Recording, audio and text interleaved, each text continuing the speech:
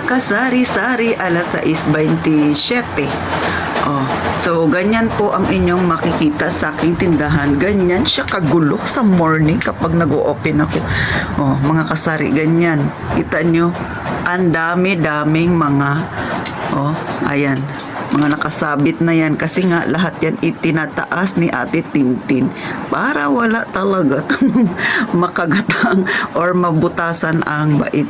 So ganito lang po yung aking sara ng aking tindahan, mga kasari. Maulan kasi ngayon dito sa amin. So ayan, ganyan ang itsura ng aking maliit na tindahan. Magulo siya kapag gabi na, lahat nakataas. So kita nyo mga kasari, alas 6 pa lang, diba? 28, 27 kanina.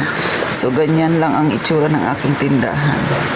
Madilim pa, grabe ang ulan dito sa mga kasari. So yan yung bagong inilagay na Tintin na screen.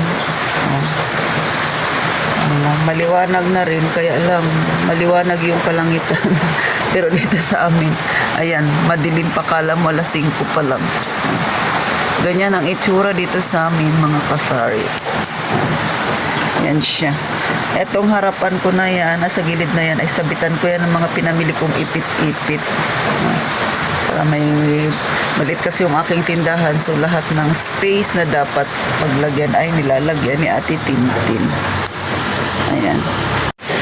So mga kasari, alas 3 na dito sa amin. Pansinin nyo, medyo may ulan kayong naririnig na background ko. Malakas po ang ulan dito, kaya muli hihingi ako ng pasensya doon sa isa nating viewers na humihiling kay Ate Tintin paano ba daw mag-start ng sari-sari store business. Hindi ko alam kung magkano yung kanyang magiging puhunan, pero siguro ma'am, sasagutin ko yan by next week. Sa ngayon kasi hindi ako makapag-record kasi nga 2 days na lakas ng ulan dito sa amin. And then syempre, signal number 2 daw kami dito, mga kasari, dito sa lungsod ng Puerto Princesa City.